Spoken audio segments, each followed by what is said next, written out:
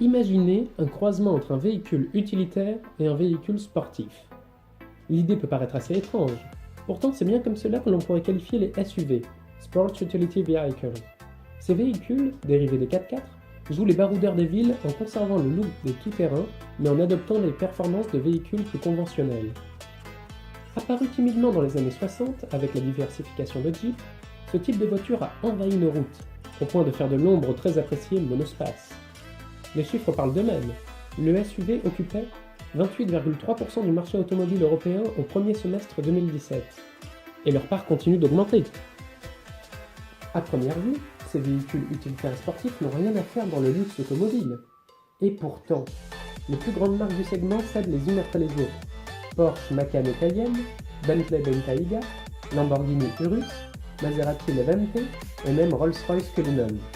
Ferrari et Aston Martin sont les prochains. Un SUV Rolls-Royce est d'autant plus étonnant que la marque n'est pas seulement contre l'utilitaire, elle renie aussi l'aspect sportif. En somme, les deux valeurs d'un SUV.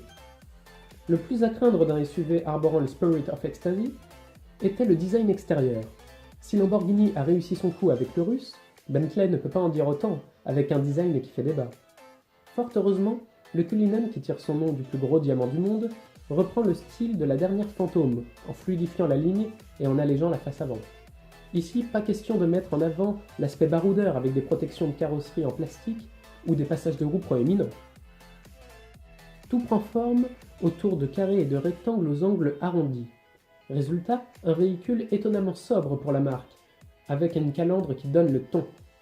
Visuellement léger, ce SUV est pourtant un beau bébé de 5,34 m de long pour 2,66 tonnes, le tout monté sur des jantes de 22 pouces. Pourtant, la base du Cullinan est la même que celle de la Phantom, c'est-à-dire une plateforme monocoque en aluminium qui permet un gain de poids non négligeable. Bien entendu, l'accent est mis sur le confort, avec des technologies héritées de la Phantom, comme des suspensions hydropneumatiques réglables en hauteur et qui s'adaptent à la route grâce à une caméra et un GPS. Une maîtrise du roulis annoncée parfaite, ainsi qu'une isolation phonique exemplaire.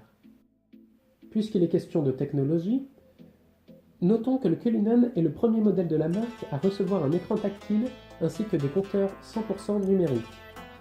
On notera aussi le régulateur de vitesse adaptatif, un système anti-collision, le système de détection des piétons et la vision nocturne.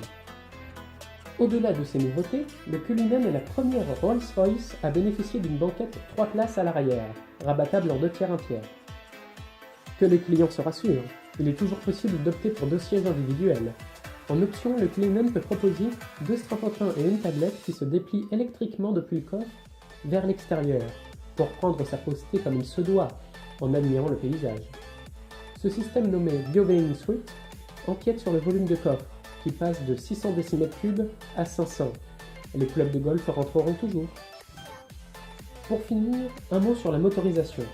Le Cullinan hérite du V12 biturbo 6 litres 75 de 571 chevaux de la Phantom, avec un couple de 850 Nm. Le tout est transmis aux 4 roues motrices et directrices via une boîte automatique ZF à 8 rapports, de quoi franchir des guides d'une hauteur maximale de 54 cm. Pour le côté environnemental, on repassera, avec une consommation mixte de 15 litres au 100 et des émissions de CO2 atteignant 341 g par kilomètre, vous pourrez rouler tranquillement dans Paris avec la vignette Critère 1. Mais pour les clients s'inquiétant vraiment pour la planète, une version hybride rechargeable arrivera dans un second temps. À l'heure où sort cette vidéo, le prix européen n'a pas été communiqué, mais sachez que les Nord-Américains devront débourser 450 000 $ pour s'offrir ce modèle. Le Spirit of Ecstasy s'aventure sur les chemins boueux, mais ce n'est pas pour autant qu'il se laisse approcher facilement.